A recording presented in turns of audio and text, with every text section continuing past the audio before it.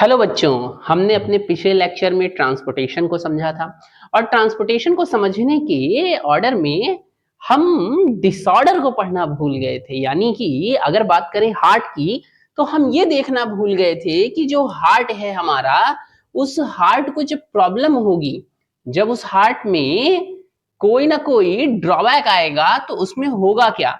आइए उसी को आज हम कंटिन्यू करते हैं।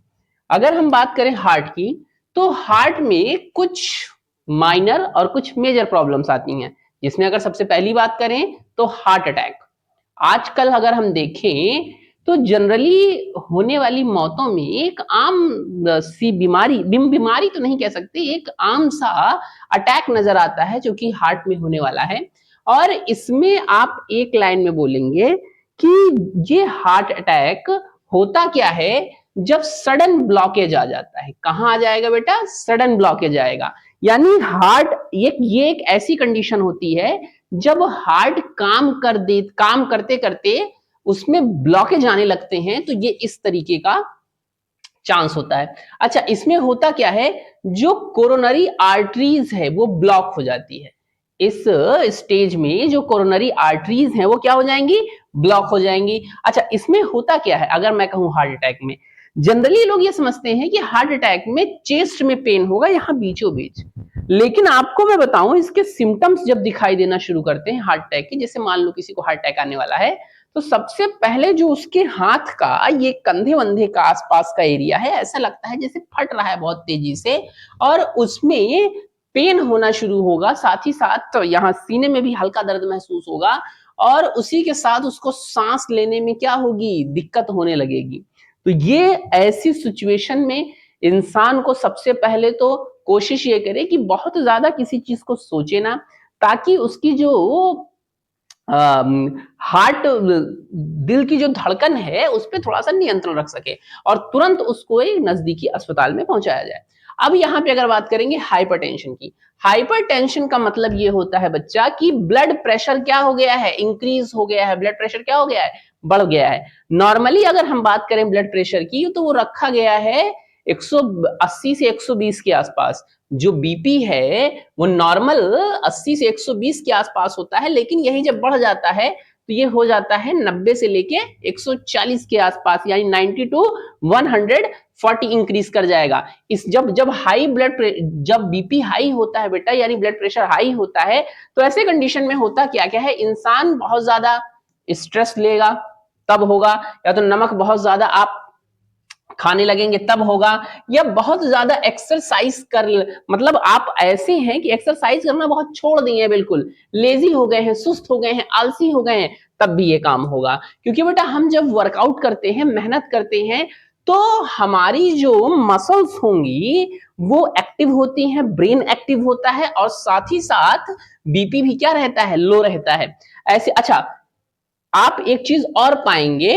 कि अगर मान लीजिए कि बीपी यहां पर लो हो जाए तब उसका केस अलग होता है, और अगर बीपी हाई हो जाए तो उसका केस अलग होता है। अब यहां पे समझने वाली बात यह है कि अगर मान लीजिए किसी का बीपी लो हो गया है, तो उसको एक ग्लास पानी में जनरली लोग सलाह देते हैं कि उसको नमक वगैरह घोल के कुछ दे दिया जाए। और वहीं अगर बीपी हाई हो जाए तब का केस अलग है, दोनों के केस का अलग अलग तरीका है। अब बात करेंगे अगली बीमारी की, जिसको कहते हैं एनीमिया। एनीमिया का मतलब यह है कि खून की क्या हो गई है? कमी, यानी हीमोग्लोबिन का जो नंबर है वो कम हो गया है। जनरली अगर हम देखें 5 से 6 लीटर ब्लड में, कितने में बेटा? 5 से 6 लीटर ब्लड में अगर हम देखें तो आपको बताया जाएगा कि 11 यूनिट के आसपास, कितने यूनिट के आसपास? 11 यूनिट के आसपास क्या होना चाहिए? हीमोग्लोबिन होना चाहिए। लेकिन ये लेवल जब क्या हो जाता है? गिर जाता है और 10 के नीचे आ जाएगा या 9 आ जाएगा, तो इसका मतलब ये है कि इंसान को अब खून की कमी तेजी से हो रही है। और कहीं अगर 6.8 आ गया या 6.7 आ गया तो इसका मतलब इंसान को रह रह के चक्कर सा आएगा और कमजोरी बहुत ज्यादा लगेगी, और जैसे लगेगा कि आंख के आगे अंधेरा सा छा गया है और इंसान गिर भी सकता है। ये चीजें हो जाएंगी। उसके बाद क्या होगा? अगर बात करें ल्यूकीमिया की। ल्यूकीमिया का मतलब ये है बेटा कि ये कंडीशन कहलाती है ब्लड कैंसर, और इसमें होता क्या है, डब्ल्यूबीसी बहुत ज्यादा बढ़ जाती हैं। यानी इंसान के शरीर में जो डब्ल्यूबीसी है वो करती क्या है बेटा, डब्ल्यूबीसी का काम होता है कि वो शरीर में अगर कोई बाहर से पैथोजन आया है, शरीर में अगर कोई क्या आ गया है, बाहर से पैथोजन आ गया है, तो उसको क्या कर दें, किल कर दें, उसको मार दें। तो डब्ल्यूबीसी का काम होता है कि अगर कोई पैथोजन बाहर से आ गया है तो उसको मार दे। लेकिन कभी कभी होता क्या है कि डब्ल्यूबीसी थोड़ा कंफ्यूज सा हो जाता है, और वो करता क्या है, डब्ल्यूबीसी की आरबीसी को ही अपना दुश्मन समझने लगता है। यानी मारना था उसको, किसको, पैथोजन को। मारना किसको था, पैथोजन को। पैथोजन का मतलब बैक्टीरिया को, जो बुरे वाले बैक्टीरिया है उनको, अच्छे वाले को नहीं। तो बैक्टीरिया को और वायरस को। लेकिन ये मारना शुरू किसको कर देता है, आरबीसी को। यानी ना समझी में भूल हो गई रे बाबा, और मारना था किसको, वायरस को, और बैक्टीरिया को। मारे किसको जा रहा है, आरबीसी को। तो पता चला कि जो पहरेदार बैठाया था वो पहरेदार ही उल्टा काम करने लगा। तो शरीर की हालत तो खराब होनी ही होनी है। अच्छा, अब देखेंगे ऐसे हालात में इंसान में जब डब्ल्यूबीसी बहुत ज्यादा बढ़ने लगेगा तो उसकी इम्यूनिटी क्या हो जाएगी, बहुत ज्यादा वीक। इम्यूनिटी बेटा वीक क्या, आप एक लाइन में कह दीजिए कि इम्यूनिटी एकदम खत्म सी हो जाती है उसकी। और धीरे धीरे ऐसे कैंसर में, ब्लड कैंसर में एक ही चीज देखी गई है कि फाइनली इंसान की क्या हो जाती है, मौत हो जाती है। जनरली ऐसे हालात में तो आप देखेंगे कि अगर इंसान बहुत जोर से छींक दे, खांस दे, तो उसके मुंह से, कान से, यहां से ब्लड निकलने लगता है। तो ये तो बड़ा अलग टाइप की बीमारी हो गई। अब आइए चलते हैं अपने लोग अगले टॉपिक पे, और जिसका नाम है रेस्पिरेशन। चलते हैं यहां पर रेस्पिरेशन पे। अगर आपसे कहा जाए कि रेस्पिरेशन क्या है, तो आप एक लाइन में बताएंगे सीधे सीधे कि रेस्पिरेशन जो है, अगर मैंने देखा है बच्चों से अगर पूछिए तो रेस्पिरेशन का थोड़ा अलग सा जवाब देने लगते हैं, सांस छोड़ना लेना ये सब बताने लगते हैं। अगर आपसे पूछा जाए कि रेस्पिरेशन क्या है, तो आप बताएंगे कि रेस्पिरेशन 2 स्टेप का प्रोसेस है। कितने स्टेप का प्रोसेस है बच्चा, 2 स्टेप का प्रोसेस है रेस्पिरेशन। इसके पहले स्टेप में आता है ब्रीदिंग। इसके पहले स्टेप में क्या आएगा, ब्रीदिंग आएगा। ब्रीदिंग का मतलब होता है बेटा गैसियस एक्सचेंज, गैसियस एक्सचेंज। तो अगर आपसे पूछा जाए कि ब्रीदिंग क्या, अगर आपसे पूछा जाए कि रेस्पिरेशन क्या है, मान लीजिए कि कोई आपसे पूछता है कि रेस्पिरेशन क्या है, तो आप बताइएगा कि रेस्पिरेशन 2 स्टेप का प्रोसेस होता है, और जिसमें इसका पहला स्टेप क्या कहलाता है, ब्रीदिंग कहलाता है, यानी गैसियस एक्सचेंज कहलाता है, गैसों की अदला बदली। और अगर हम बात करें दूसरे स्टेप की, तो दूसरा स्टेप कहलाता है oxidation of food molecule in mitochondria, in mitochondria. तो अगर आपसे कोई कहे कि रिस्पिरेशन क्या है, तो आप बताइएगा रिस्पिरेशन एक ऐसा प्रोसेस है जो कि 2 स्टेप में होता है। इसके पहले स्टेप में ब्रीदिंग होती है, और दूसरे स्टेप में oxidation of food material in mitochondria होता है। अब सवाल आएगा कि सर ये बड़ा कठिन कठिन सा एकदम बता डाले हैं, जरा सीधे लफ्जों में बताइए तो क्या है। आइए भैया सीधे लफ्जों में इसको हम सुनते हैं। आप एक लाइन में कहिएगा भैया कि जैसे मान लीजिए बात अगर करें ह्यूमन की, चलिए ह्यूमन की बात करते हैं। मान लीजिए बात हमने किया ह्यूमन की, तो गैसियस एक्सचेंज का मतलब यहां जो पहला प्रोसेस होगा, इसमें सांस लेना क्या चीज हो जाएगा, सांस लेना, और सांस छोड़ना क्या चीज हो जाएगा, सांस छोड़ना। तो आप बताएंगे कि मान लीजिए हम इस तरीके से खड़े हैं ऐसे नॉर्मली, और हमने सांस लिया और कुछ देर बाद सांस छोड़ दिया, तो ये पूरा प्रोसेस क्या कहलाया कि यहाँ पे क्या हुई है, ब्रीदिंग हुई है। यानी हमने सांस लिया है और सांस छोड़ दिया है, गैसों की अदला बदली होगी कुछ देर बाद। अब देखेंगे हम जो ये सांस ले रहे हैं बेटा और जो सांस छोड़ रहे हैं, दरअसल ये प्रोसेस नोज से हो रहा है, लेकिन जो रियल गैसों की अदला बदली होती है, ध्यान सुनिएगा, जो रियल गैसों की अदला बदली होती है वो होती है लंग्स में। कहां होती है, लंग्स में। और आपने इसको समझा है थोड़ा सा जब मैं आपको ब्लड सर्कुलेशन पढ़ा रहा था, और अभी इसको दोबारा से समझाऊंगा क्योंकि अभी अब आपने वहां उतनी डिटेल में नहीं समझा जितना यहां समझना है। तो आप बताइएगा कि जो ब्रीदिंग है उसमें सांस लेना और सांस छोड़ना आता है, ठीक है। और ब्रीदिंग को करने में सबसे ज्यादा इंपॉर्टेंट ऑर्गन जो है वो क्या है, लंग्स है। सबसे इंपॉर्टेंट ऑर्गन जो है वो क्या है, लंग्स है। अच्छा, अब oxidation of food molecule in mitochondria क्या है। जैसे मान लीजिए जब आप खाना खाते हैं तो खाना डाइजेस्ट हुआ, उसके बाद खाना कहां पहुंच गया, ब्लड में पहुंच गया, यानी डाइजेस्ट होने के बाद कहां पहुंच गया, ब्लड में। अब वो ब्लड से, ब्लड के जरिए शरीर के ढेर सारे सेल में जाएगा, और सेल से कहां चला जाएगा फूड, माइटोकॉन्ड्रिया में, ठीक।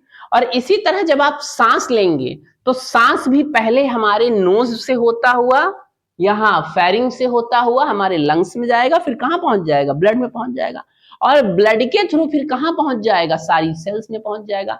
यानी अगर हम देखें तो जो फूड है, जो फूड है वो पूरा एलिमेंट्री कैनाल के द्वारा, एलिमेंट्री कैनाल के द्वारा कहां पहुंच गया है, सेल में, और सेल के कहां पहुंच गया है, माइटोकॉन्ड्रिया में पहुंच गया है, ठीक है।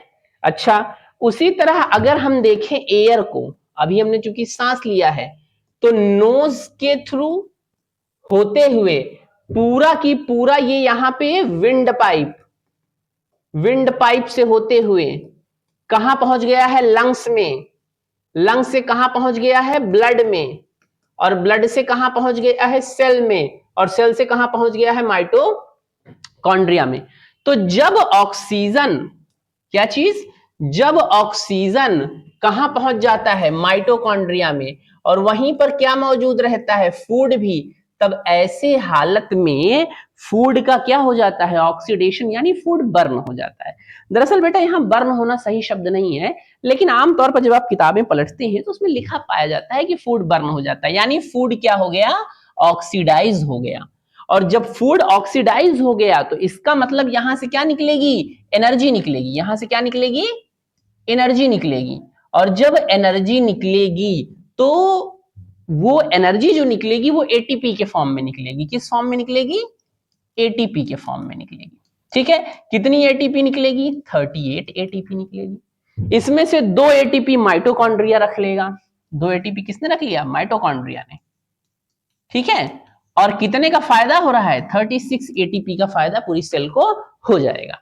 तो एक मैंने आपको रफली बात बताई कि रेस्पिरेशन 2 स्टेप में होता है। इसका पहला स्टेप तो ब्रीदिंग होता है, और दूसरे स्टेप में क्या होगा, माइटोकॉन्ड्रिया में फूड बर्न होगा। अच्छा, आगे चलते हैं अब जरा, वही बात यहां पर लिखाई गई है आपको। अब एक एक करके इसको भी देख लेते हैं। सबसे पहले ही बात बता दिया कि जो रेस्पिरेशन है उसमें ब्रेकडाउन होता है। देखिए यहीं यहीं पे मेंशन कर दिया गया है, किस चीज का ब्रेकडाउन होगा, ग्लूकोज का ब्रेकडाउन होगा, और क्या रिलीज होगी, एनर्जी रिलीज होगी। तो वही बात मैंने आपको बताई कि अभी दूसरे स्टेप में क्या होगा, फूड का ब्रेकडाउन होगा। अच्छा, उसके बाद जो ये रेस्पिरेशन का प्रोसेस है इससे ग्रोथ होगा बॉडी का, बॉडी में कुछ अगर रिपेयर करने की जरूरत है, चोट चपेट कुछ मरम्मत करने की, तो रिपेयर, ये रिपेरेशन का काम होगा। उसके बाद ट्रांसपोर्टेशन होता है मटेरियल्स का, क्योंकि जब आप सांस लेते हैं बेटा तो सांस जब लेंगे तो एयर जब खींचा आपने तो उसी में ऑक्सीजन है, और ऑक्सीजन जाके सीधा हीमोग्लोबिन से अटैच होगी, तो ट्रांसपोर्टेशन में यहाँ पे वर्क करेगी। अब अगर कहें कि क्या रेस्पिरेशन प्लांट में भी होता है, आप कहेंगे हाँ बिल्कुल सही बात है। तो जब ये प्लांट में होगा तो फ्लावरिंग और फ्रूटिंग का काम कराएगा। अच्छा, अब अगर कहें हम कि केमिकल इक्वेशन क्या है रेस्पिरेशन का, तो केमिकल इक्वेशन में क्या होगा, ग्लूकोज, मैंने भी बताया आपको ना, फूड, जहां फूड लिखा था उसका मतलब ग्लूकोज हो गया। तो ग्लूकोज जब किसके कांटेक्ट में आएगा, ऑक्सीजन के, तो क्या होगा, अब ब्रेकडाउन होगा, क्या बनाएगा, CO2 बनाएगा, वाटर बनाएगा, और क्या बना लेगा, एनर्जी बना लेगा। यही चीज यहाँ पे दी हुई है सिंपल फॉर्म में, C6H12O6 यानी ग्लूकोज हो गया, ऑक्सीजन के कांटेक्ट में आया, CO2 बना लिया, H2O बना लिया, और एनर्जी निकाल दिया।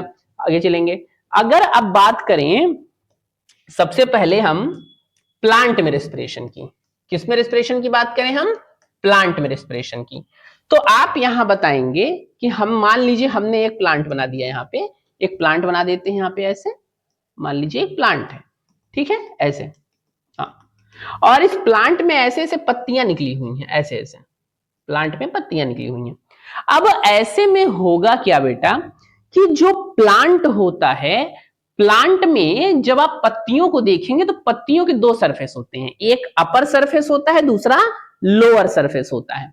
अब ऐसे में मैं आपको बता दूं कि जो लोअर सरफेस होता है, जो निचला, जैसे मान लीजिए पत्ती ऐसे निकली है, तो जो निचला सरफेस है पत्ती का, उस पे छोटे छोटे क्या पाए जाते हैं, पोर पाए जाते हैं। आप अगर कहें कि सर क्या पत्तियों में छेद है, हम तो पत्ते उत्ते में पानी से ले लेते हैं, नीचे नहीं गिरता। अरे बेटा वो इतना महीन पोर है, इतना महीन छेद है कि ऐसे समझ में नहीं आता। तो आप ये बताएंगे कि इनमें क्या है, पत्तियों में पोर है, और जो वो पोर है उसी को हम नाम क्या दे देते हैं, स्टोमेटा नाम दे देते हैं। तो आप बताएंगे कि जो पत्तियां हैं उनमें पोर हैं, और इन्हीं पत्तियों के जरिए प्लांट में क्या होगा, गैसियस एक्सचेंज। इन्हीं पत्तियों के जरिए प्लांट में क्या होगा, गैसियस एक्सचेंज होगा। तो आप ये बता देंगे कि इन्हीं पत्तियों के जरिए प्लांट में गैसियस एक्सचेंज होता है, इन्हीं पत्तियों के जरिए प्लांट में ट्रांसपोर्टेशन भी होता है। ये भी आप बात जान लीजिए, जब पानी जड़ से पत्तियों तक पहुंचता है ना, मान लीजिए ये प्लांट है और यहां पे इसकी जड़ें हैं, यहां पे जमीन में, ये नीचे जड़ें यहां इसकी जमीन में है इस तरीके से, तो आप बताएंगे कि जो पानी चढ़ेगा जड़ से लेकर, मतलब पानी जो चढ़ेगा कहां से बेटा, जड़ से लेकर पूरा पत्ती तक जो पानी चढ़ेगा वो किसकी मदद से चढ़ता है, स्टोमेटा की मदद से चढ़ता है। और स्टोमेटा के खुलने और बंद होने के प्रोसेस पे चढ़ता है, कि स्टोमेटा जब खुला रहेगा, मतलब ये जो छेद है ये जब खुल जाता है तो पानी तेजी से ऊपर चढ़ने लगता है, जब ये छेद बंद हो जाता है तो पानी ऊपर चढ़ना बंद हो जाता है। क्या इतनी बात समझ में आई? तो आप बताएंगे कि जब पानी तेजी से ऊपर चढ़ रहा है तो इसका मतलब स्टोमेटा क्या है, ओपन है, और पानी अगर चढ़ना बंद हो गया तो इसका मतलब स्टोमेटा क्या हो गया, क्लोज्ड हो गया। अब बात को समझिए, जैसे मान लीजिए कि सुबह का टाइम है और 7 से 10 बज रहे हैं करीबन, सुबह का टाइम है और 7 से 10 का समय है, यानी हल्की धूप पड़ रही है, तब उतनी समय होगा क्या। अब जरा इस स्टोमेटा के स्ट्रक्चर को देखिए आप, यहां पर ये जो आपको राजमा शेप के यहां पे दिखाई पड़ रही हैं सेल्स, इन सेल्स को कहा जाता है कि ये सेल हैं गार्ड सेल। ये जो आपको राजमा शेप की ये सेल्स दिखाई दे रही हैं, इनको क्या बोलेंगे अपन लोग, गार्ड सेल्स बोलेंगे। और इन्हीं गार्ड सेल के किनारे किनारे भी कुछ सेल हैं, ये वाली जिसको दूसरी सेल से मैं बना रहा हूं। तो गार्ड सेल से अगर आप देखें, ये थोड़ा बड़ा कर देता हूं ताकि आप और अच्छे समझ पाए, तो यहां पर आप बताएंगे कि ये वाली जो सेल्स हैं, कलर थोड़ा सा और चेंज कर दूं ना, हाँ, तो यहां पर जो ये वाली सेल्स हैं जो कि राजमे के शेप की दिखाई पड़ रही हैं, इनको क्या कहा गया है, गार्ड सेल। और यहीं पे अगर आप देखेंगे कि ये जो दूसरी वाली सेल्स हैं, ये वाली, ये वाली, इनको कहा गया है सब्सिडरी सेल्स। अब होगा क्या कि गार्ड सेल और सब्सिडरी सेल के बीच ही खेला खेला जाएगा, और इसी के बेसिस पे स्टोमेटा क्या हो जाएगा, ओपन और क्लोज्ड। चलिए, अगर मान लीजिए लिक्विड कंटेंट किधर से किधर आ रहा है, ये सब्सिडरी सेल से, मान लो ये वाले सेल से इधर की ओर आ रहा है, सब्सिडरी सेल से इधर की ओर आ रहा है, तो ऐसे में होगा क्या, ऐसे में होगा क्या कि जब ये वाटर इधर से इधर आ जाएगा तो स्टोमेटा, भाई वाटर इधर से इधर आया तो ये फूल जाएगा, टर्जिड हो जाएगा, फूल जाएगा, और ऐसे में स्टोमेटा क्या हो जाएगा, ओपन हो जाएगा। ऐसे में स्टोमेटा क्या हो जाएगा, ओपन। यानी अगर वाटर आपका सब्सिडरी सेल से गार्ड सेल के अंदर चला रहा है तो ये कुछ देर बाद फूल जाएगा ना, ज्यादा पानी एब्जॉर्ब करके, तो ये ओपन हो जाएगा। और यही अगर उल्टा हो जाए कि अगर ये यहां से यहां की ओर भाग जाए तो कुछ देर बाद क्या हो जाएगा कि वहां का वाटर निकल जाएगा, ये पिचक जाएगा, और पिचक जाएगा तो बंद हो जाएगा। तो यही आपने देखा कि स्टोमेटा खुलता कैसे है, बंद कैसे होता है। अब ऐसे हालत में जब ये स्टोमेटा खुलता बंद होता रहेगा तो पानी ऊपर चढ़ता रहेगा। अब ऐसे में है क्या, जैसे मान लीजिए कि फोटोसिंथेसिस हुआ और CO2 एब्जॉर्ब की गई, वाटर एब्जॉर्ब की गई, सनलाइट की प्रेजेंस में, किसकी प्रेजेंस में बेटा, सनलाइट की प्रेजेंस में, और किसकी प्रेजेंस में, क्लोरोफिल की प्रेजेंस में, सनलाइट की प्रेजेंस में और क्लोरोफिल की प्रेजेंस में। ठीक है, बना क्या, ग्लूकोज बना C6H12O6, और क्या निकला, ऑक्सीजन निकला। ठीक, तो आप ये बताएंगे कि फोटोसिंथेसिस करने के लिए, फोटोसिंथेसिस करने के लिए जो कार्बन डाइऑक्साइड पत्ती में एब्जॉर्ब हुई, जो कार्बन डाइऑक्साइड पत्ती में एब्जॉर्ब हुई, वो किसके रास्ते हुई, स्टोमेटा के रास्ते हुई। बात समझ में आई।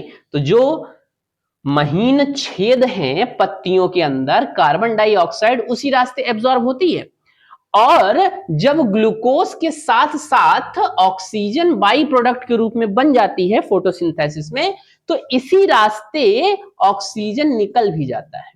तो आप बताएंगे कि स्टोमेटा के रास्ते ही फोटोसिंथेसिस होने से पहले ऑक्सीजन, अरे कार्बन डाइऑक्साइड आ जाती है, और फोटोसिंथेसिस होने के बाद ऑक्सीजन जो होती है वो स्टोमेटा के रास्ते ही निकल जाती है।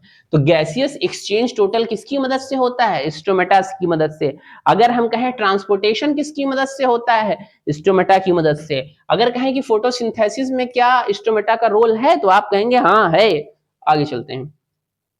यहां पे अगर आप हम बात करें ह्यूमन वाले रेस्पिरेटरी सिस्टम की, तो आप ये बताएंगे कि ह्यूमन में अगर हम रेस्पिरेशन की बात करें, तो मैंने आपको बताया कि पहला प्रोसेस क्या कहलाता है, ब्रीदिंग। अब जरा ब्रीदिंग की बात करें। ब्रीदिंग का मतलब मैंने अभी भी आपको बताया कि सांस लेना। ब्रीदिंग का मतलब क्या हो गया, सांस लेना और सांस छोड़ना। और क्या हो गया, सांस छोड़ना। इसका मतलब इनहेल करना, अगर इंग्लिश में बोले तो इनहेल करना, और इसका मतलब क्या होगा, एक्सहेल करना, यानी सांस को बाहर निकालना। अब अगर कहा जाए तो यहां पर जरा आप कुछ डायग्राम से भी समझ लीजिए, क्या समझना है, वहां चलते हैं। अगर हम देखें, इसको थोड़ा जूम करके बड़ा कर दिया जाए, और यहां पर तो आप ये देखेंगे कि जैसे ही आप सांस लेंगे, जैसे ही आपने क्या किया, सांस लिया, तो सबसे पहले तो होगा क्या कि जैसे ही, अच्छा सांस बेटा हमेशा नाक से ली जाती है, मुंह से नहीं लिया जाता। अगर आप सांस मुंह से ले रहे हैं तो उसको हांफना कहते हैं, उसको सांस लेना नहीं कहते। तो जैसे ही आप सांस को खींचेंगे तो ये नोजल चैम्बर से होता हुआ, किस चैम्बर से होता हुआ, नोजल चैम्बर से, इस रास्ते नोजल चैम्बर से होता हुआ, और पहुंचेगा कहां, नोजल चैम्बर से होता हुआ पीछे की तरफ पहुंचेगा। और हमारा ये जो नोजल चैम्बर है, ये पीछे जाकर, इसको नोजल कैविटी भी बोलते हैं, इसको नोजल चैम्बर या नोजल कैविटी बोलते हैं। ठीक है, अब ये नोजल कैविटी जो है ये पीछे जाके एक ज्वाइंट पे मिलेगी इस एरिया में, और इस एरिया में इसको कहेंगे कि ये ओरल कैविटी से जाके मिल गई। ओरल कैविटी का मतलब होता है बेटा मुंह वाला, और नोजल कैविटी का मतलब होता है नाक वाला। तो जब माउथ वाला और नोज वाला दोनों पीछे जाके एक जंक्शन पे मिलते हैं, तो उसी जंक्शन पे इस तरीके से एक ढक्कन जैसा पाया जाता है। क्या पाया जाता है, ढक्कन जैसा। और उस ढक्कन को कहते हैं ईपीग्लॉटिस। क्या कहते हैं, ईपीग्लॉटिस कहते हैं। तो आप एक लाइन में बताइएगा कि सांस लेने वाली पाइप, यानी जो विंड पाइप है, और जो माउथ वाला पाइप है, वो पीछे जाके एक पॉइंट पर यहां मिलते हैं, उस पर एक ढक्कन पाया जाता है, और उसको ईपीग्लॉटिस कहते हैं। अब सवाल ये है कि जब हम सांस लेते हैं बेटा, तो उतनी समय इस गर्दन के रास्ते खाली एयर ही अंदर जाती है। अगर हम पानी, मान लो हम अगर इसे पानी पी रहे हैं और उतनी समय सांस भी ले लें, तो पानी जो होगा वो हमारी नाक पे चढ़ जाएगा। बात समझ में आई। तो जब भी कोई ऐसे करके पानी पीता है, तो जितनी देर पानी पी रहा होता है उतनी देर सांस को रोक ही रखता है। या जैसे आप लोग ने देखा होगा अपने दोस्तों में कि जब कोई किसी को हंसा देता है पानी पीते समय, जैसे कोई पानी पी रहा है, आपने उसको हंसा दिया, तो पानी उसके नाक वाक से टपकने लगता है। अच्छा, ये काम करना बड़ा खतरनाक होता है, क्योंकि पानी अगर लंग्स में चला गया तो फिर दिक्कत हो जाएगी उसको, उसके लंग्स के एल्वोलाई कोलैप्स करने लगेंगे। तो आप ये बताएंगे कि जो ये ईपीग्लॉटिस है, इस ईपीग्लॉटिस के बाद विंड पाइप अलग हो जाएगी, फूड पाइप अलग हो जाएगी। अब क्या होगा कि अच्छा एक और खास बात, ये तुरंत नहीं अलग होती है, कुछ नीचे जाके अलग होती हैं। तो अगर इस ग्लॉटिस से नीचे की तरफ यहां आओगे, तो एक और, मतलब अगर मैं यूं कहूं कि एक कॉमन रास्ता, तो एक कॉमन रास्ता को हम बोलेंगे फेरिंग्स। तो अगर हम बोलें, अब बात को जरा सीधी सीधी समझिएगा कि सांस लेने वाली पाइप और फूड खाना खाने वाली पाइप दोनों एक जगह कॉमन रास्ते में खुलेंगी और उसको कहेंगे फेरिंग्स। और इसी फेरिंग्स के पास ये ढक्कन वाला सिस्टम यानी इपिग्लॉटिस पाया जाता है। अब यहां पर आप बताएंगे कि जब इसके नीचे चलेंगे, अब विंड वाले पाइप की बात कर रहे हैं, जब इसके नीचे चलेंगे, डार्क कलर कुछ कर दूं ताकि कायदे समझ में आए आपको, जब इसके नीचे चलेंगे विंड पाइप के, तो विंड पाइप के आप यहां देखेंगे कि हम फेरिंग्स के जब और नीचे चलेंगे तो यहां पर पाया जाता है साउंड बॉक्स। क्या पाया जाता है? Sound box. साउंड बॉक्स का मतलब होता है बेटा ये कंठ, ये गला आप देख रहे हैं तो गले में एक घुटकी टाइप का नजर आ रहा है, इसको कहते हैं कंठ। इस कंठ को अगर हम देखें, या जिसको आप नॉर्मल भाषा में लैरिंग्स भी कहते हैं, तो अगर इस कंठ को हम देखें तो यहां पर होगा क्या कि ये कॉर्टिलेज का बना है। किसका बना है? कॉर्टिलेज का। कॉर्टिलेज का मतलब ये होता है हड्डी जैसा दिख रहा है मगर हड्डी है नहीं, मुलायम है, सॉफ्ट है, तो कॉर्टिलेज पाया जाता है। और इस पे कॉर्टिलेज के ऊपर एक मसल्स की लेयर होती है और उस पे ऐसे लाइनिंग्स बनी होती हैं, उस पे ऐसे लाइनिंग्स बनी होती हैं जिसको आप देखेंगे कि इसमें वाइब्रेशन होता है। इन लाइनिंग्स में जब आप बोलते हैं ना तो इन लाइनिंग्स में वाइब्रेशन होता है और उससे आवाज बाहर आती है। अच्छा, इसको हमने क्या कह दिया? लैरिंग्स कह दिया, साउंड बॉक्स कह दिया, या फिर स्वर यंत्र कह दिया, जो भी कहना चाहें। अब इस साउंड बॉक्स से नीचे की तरफ जो पाइप निकली है उस पाइप को हम कहेंगे ट्रैकिया। क्या कहेंगे? ट्रैकिया। तो इस साउंड बॉक्स के नीचे जो पाइप निकली है इसको ट्रैकिया कहते हैं। और असल माने में, रियल माने में विंड पाइप की शुरुआत यहां से होती है। हालांकि कभी कभी लोग पूरे सिस्टम को ही यहीं से विंड पाइप बोल देते हैं, लेकिन अगर आपसे कोई पूछे कि विंड पाइप क्या है तो आप बोलेंगे कि ट्रैकिया के बाद से, यानी ट्रैकिया से जो पाइपलाइन शुरू होगी वो दरअसल विंड पाइप है। अब ऐसे में क्या होगा कि जो ट्रैकिया है ये जब और नीचे की तरफ जाएगी तो इसको हम कह देंगे कि ये ब्रोंकस है। क्या है? ब्रोंकस। नाम इसका बदल गया। और एक ब्रोंकस लेफ्ट वाले लंग्स में जाएगी, दूसरी ब्रोंकस राइट वाले लंग्स में जाएगी। तो ये दोनों अलग अलग चली गई। अच्छा, अब अगर यहां समझना चाहें तो ऐसे समझिए, सबसे पहले नोजल चैम्बर आया, ठीक, या नोजल कैविटी। उसके बाद क्या आया? Oral cavity. उसके बाद कहां गई एयर? फेरिंग्स में। फेरिंग्स एक ऐसी पोजीशन है जहां पे एयर भी जाती है और फूड और वाटर भी जाता है। उसके बाद पाइप अलग हो गई, पीछे वाली पाइप चली गई फूड वाली जिसको ऊसोफेगस कहेंगे, आगे वाली पाइप को ट्रैकिया कहेंगे। इतनी बात समझ में आई? ये जो डायग्राम है इसमें खाली आगे वाली पाइप दिखाई गई है, यानी ट्रैकिया वाला दिखाया गया। ऊसोफेगस अपने लोग डाइजेशन में पढ़ चुके हैं। तो अब यहां पर ये ट्रैकिया आगे चल के लंग्स में डिवाइड हो जाएगा। अब यहां पर आप बताएंगे कि अगर लंग्स की बात करें, किसकी बात करें?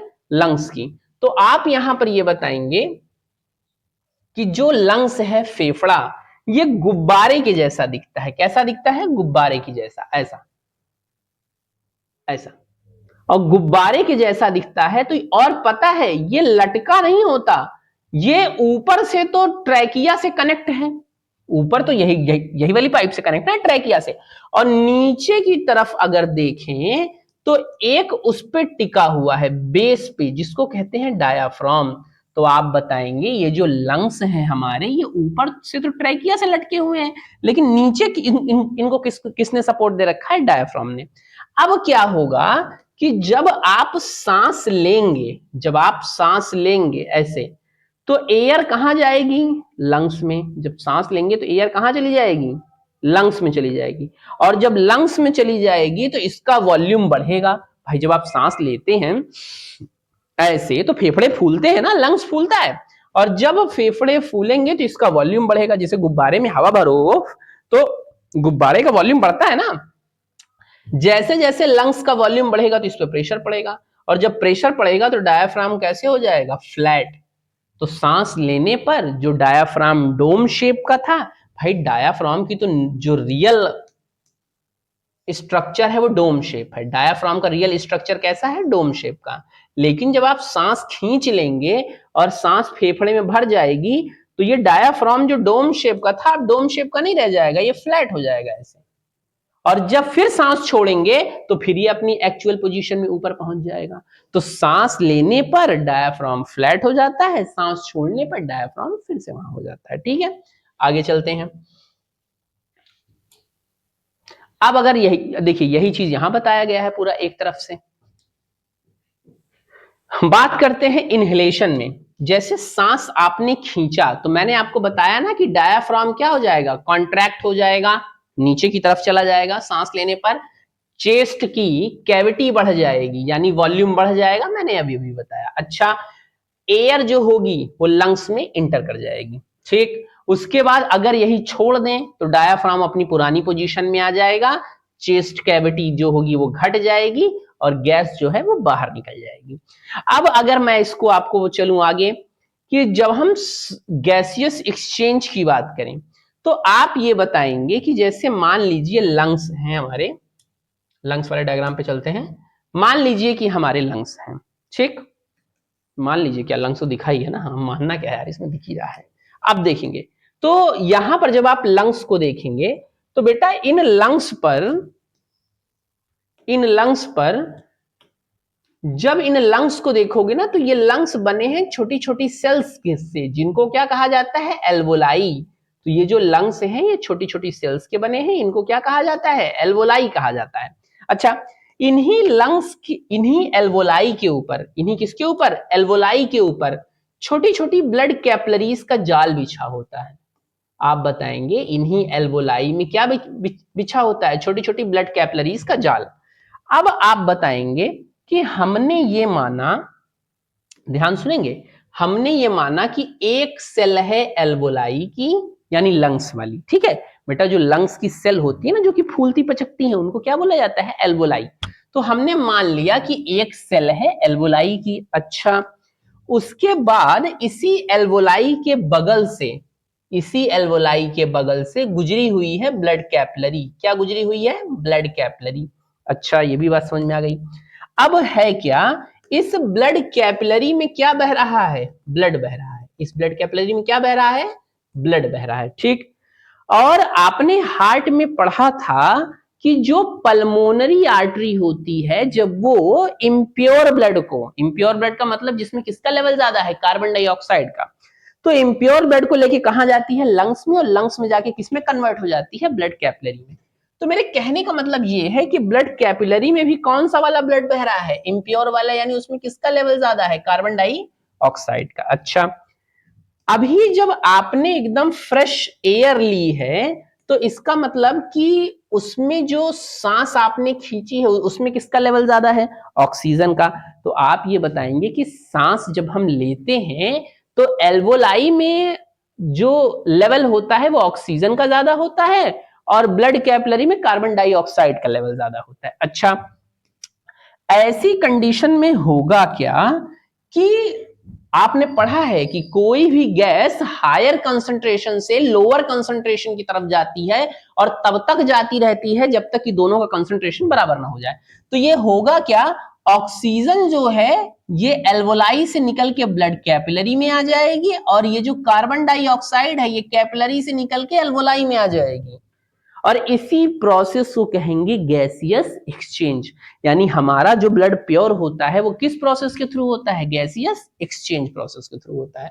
आगे चलेंगे तो यहां पर आप ये बताएंगे कि जो पूरा का पूरा गैसियस एक्सचेंज है वो किस पे डिपेंड करता है, वो एल्वोलाई और ब्लड कैपिलरी के बीच गैसेस का एक्सचेंज होता है। अब यहां पे आगे चलेंगे।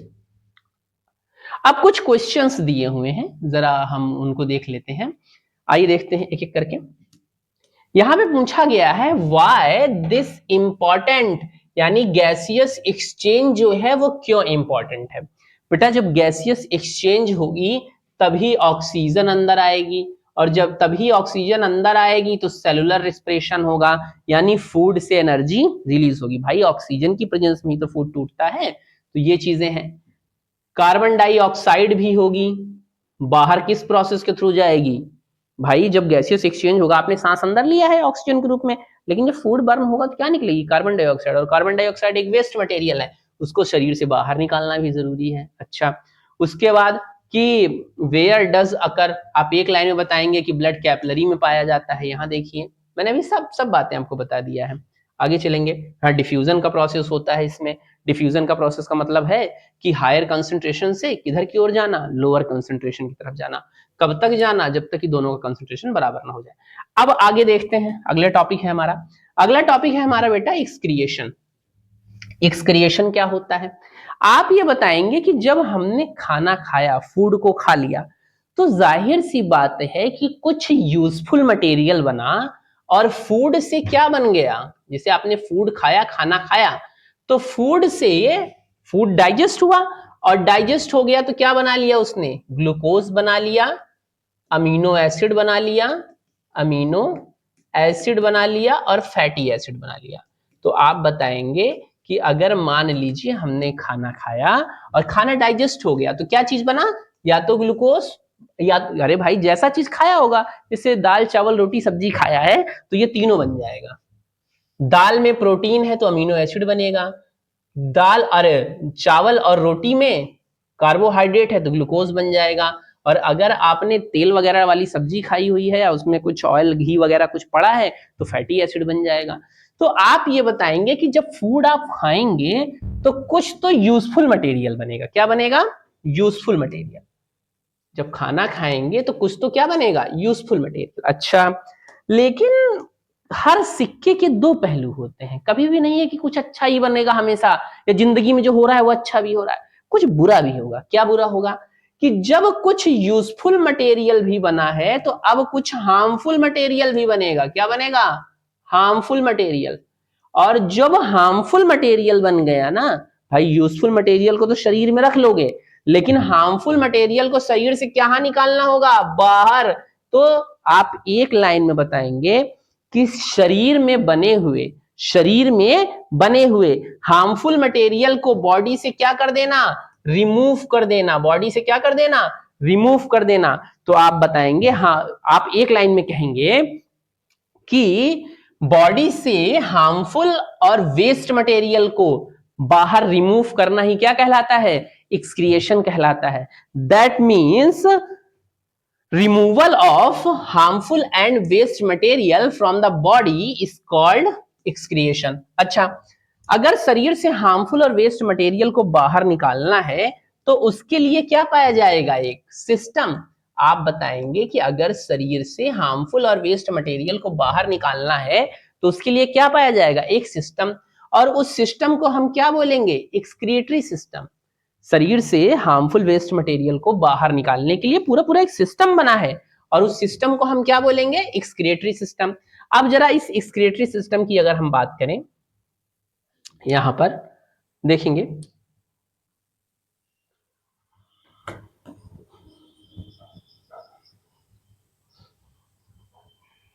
ये देखिए, चलिए इसको ऐसे ही समझ लेते हैं।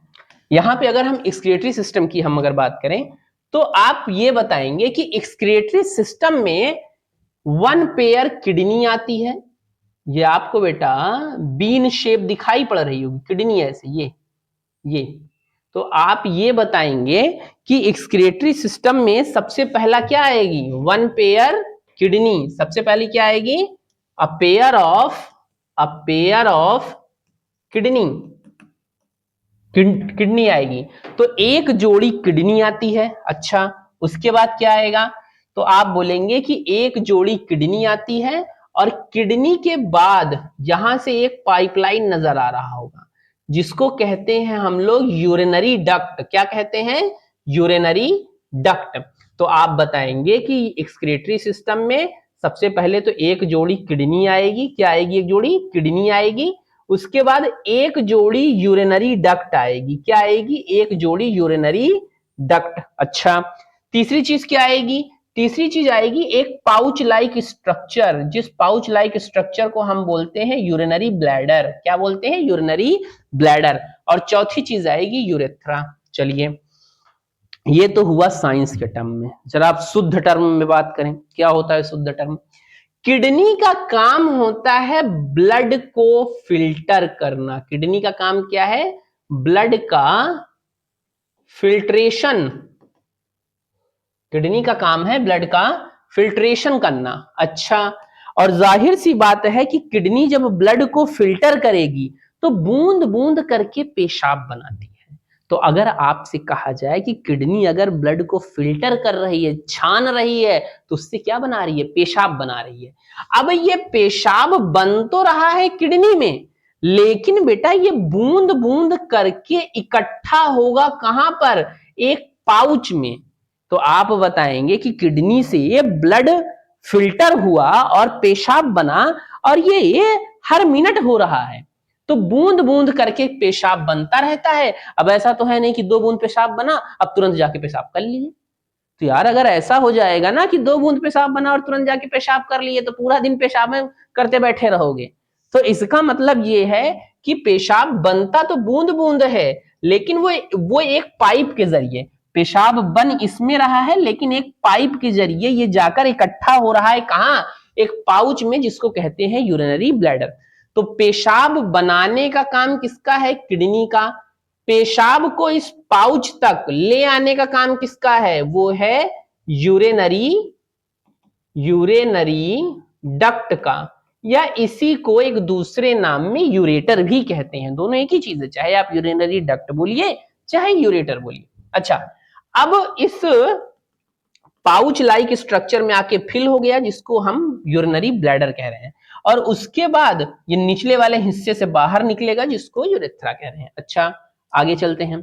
यहां पे अगर हम बात करें किडनी की, तो सबसे पहले तो आप बताएंगे कि बीन शेप्ड होती हैं, एक जोड़ी है, यानी 2 किडनी, एक जोड़ी मतलब 2 किडनी। लोकेटेड कहां है?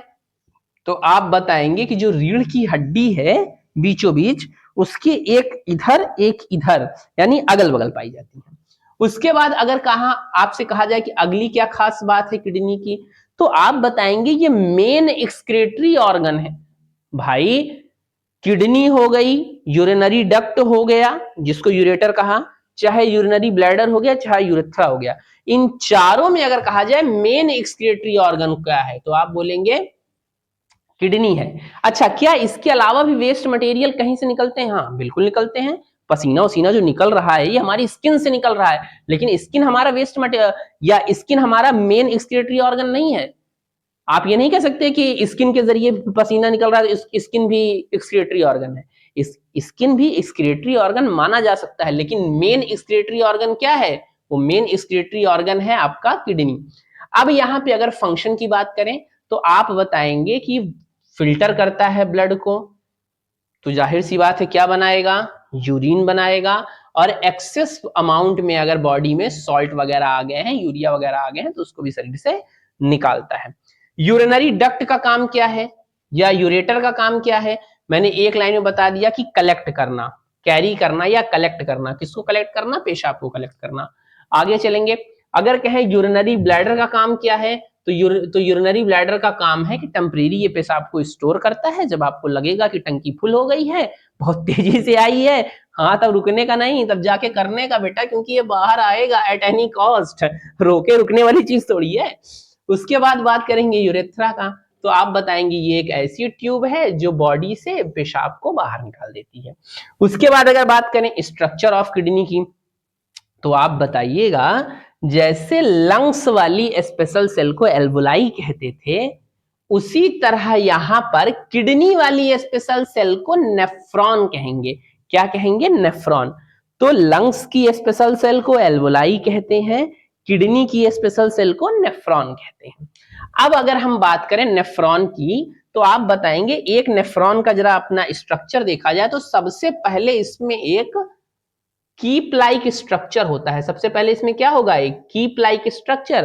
वो जैसे ग्लास नहीं होता है, कट ग्लास पीने वाला, अरे कुछ भी जूस वूस पानी वानी, हाँ आप समझदार हैं।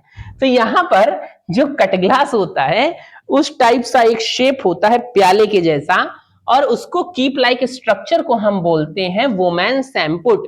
यहाँ पे बोमैन कैप्सूल लिखा है, अभी बताऊंगा कि कब बोमैन सैम्पुट बोलेंगे और कब बोमैन कैप्सूल बोलेंगे। तो यहाँ पर सबसे पहले तो इसको बोलेंगे बोमैन सैम्पुट। क्या बोलेंगे? बोमैन सैम्पुट।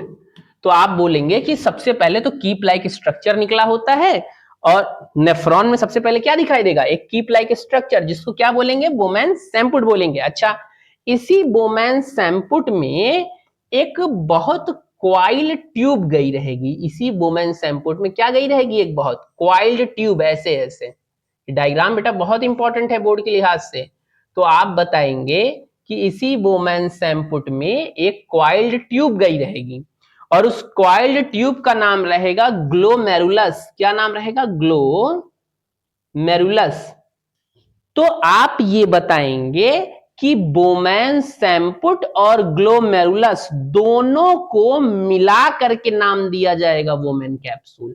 अब बात समझ में आई? तो बोमैन सैम्पुट और ग्लोमेरुलस दोनों को मिला के नाम क्या दिया जाता है, वोमेन कैप्सूल नाम दिया जाता है। अच्छा, उसके बाद अगर हम बात करें कि इसमें और क्या समझने वाली बात है, आगे देखेंगे।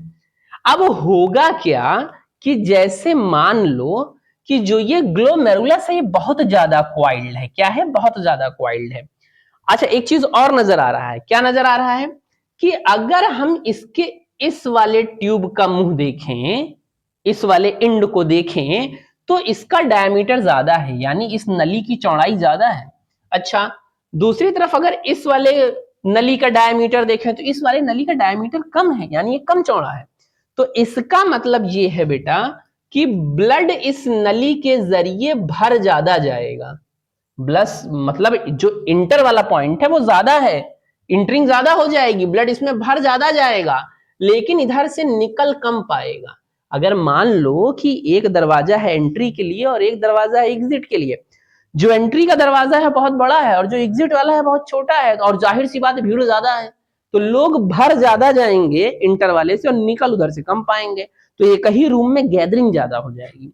तो आप ये बताएंगे कि इधर से ब्लड भर ज्यादा जाएगा और इधर से निकल कम पाएगा, तो उसका रिजल्ट क्या होगा कि ज्यादा से ज्यादा ब्लड इसी ग्लोमेरुलस में भरा रहेगा, और जब भरा रहेगा तो एक प्रेशर क्रिएट करेगा, और जब प्रेशर क्रिएट करेगा तो यहीं से फिल्टर हो जाएगा।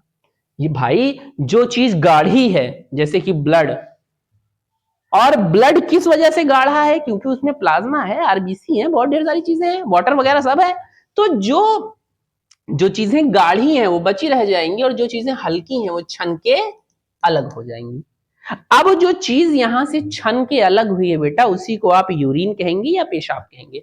लेकिन मेन चीज ये है कि ये जो यहां से छन के अलग हुआ है, क्या ये पूरी तरीके से वेस्ट है? तो आप कहेंगे नहीं, ये पूरी तरीके से अभी वेस्ट नहीं है, क्योंकि इसमें वाटर थोड़ा ज्यादा छन गया है। इतना ज्यादा वाटर अगर शरीर से बार बार निकलता रहेगा कि मान लो 4 गिलास पानी पिए और 3.5 गिलास गए पेशाब कर दिए, तो बचा क्या शरीर में? फिर कुछ बचेगा थोड़ी? अरे नाप के थोड़ी कोई करता है यार। तो आप ये बताएंगे कि मान लीजिए शरीर से ये जो छना हुआ है, क्या ये पूरी तरीके से वेस्ट है? आप कहेंगे नहीं, इसमें अभी बहुत ज्यादा अमाउंट में क्या निकल गया है शरीर से, वाटर और सॉल्ट निकल गया है। बहुत ज्यादा अमाउंट में शरीर से क्या निकल गया है, वाटर और सॉल्ट। और नेफ्रॉन ये बात जानता है कि बहुत ज्यादा वाटर सॉल्ट निकल गया है, तो ये इसको ऐसे वेस्ट नहीं जाने देगा, अभी इसको फिर से सोख लेगा।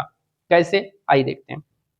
तो यहां पर आप ये बताएंगे कि जो यहां पर ये वाटर और सॉल्ट ज्यादा है, उसको सोखने के लिए ये नीचे बोमैन सैम्पुट वाली ट्यूब आगे चलकर ऐसे एक लूप बना लेती है। क्या बना लेती है? एक लूप। और जब लूप बनाएगी तो इस लूप को कहेंगे हेनले लूप। क्या बोलेंगे? हेनले लूप बोलेंगे। तो आप ये बोलेंगे कि यहां पे चल के एक लूप बना लेगी जिसको हेनले लूप बोलेंगे। और हेनले लूप करेगा क्या कि जो एक्सेस अमाउंट में वाटर और सॉल्ट है उसको सोख लेगा, उसको एब्सॉर्ब कर लेगा।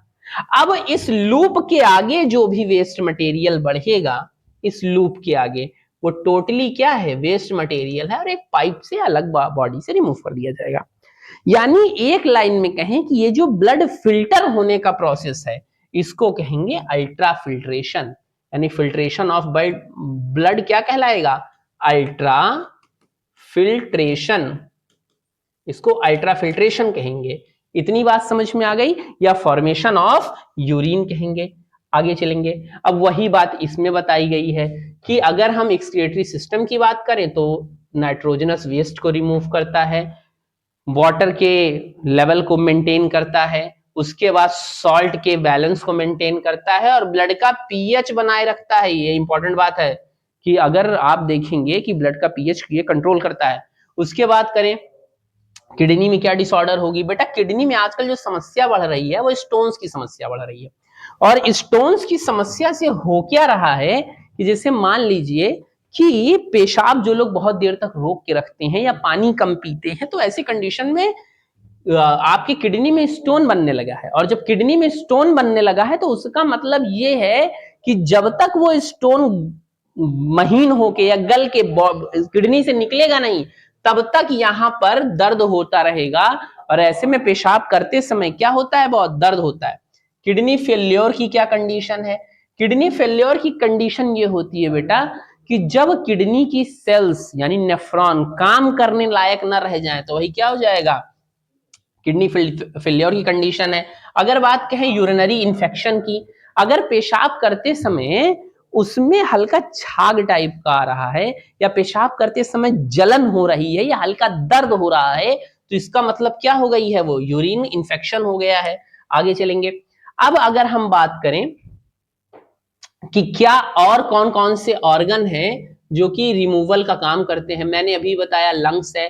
लंग्स करता क्या है, लंग्स कार्बन डाइऑक्साइड को रिमूव करता है, वाटर वेपर को रिमूव करता है। इसी तरह आपका जो और भी अदर एक्सिलेशन का प्रोसेस होता है वो करता है। अगर स्किन की बात करूं, मैंने अभी बताया था स्किन से पसीना वगैरह बाहर आता है, स्वेट्स वगैरह, और उसी पसीने के जरिए सॉल्ट्स वगैरह बाहर आते हैं कुछ अमाउंट में, हालांकि बहुत ज्यादा अमाउंट में नहीं यहाँ लिखा है, लेकिन थोड़े अमाउंट में यूरिया बाहर जाता है।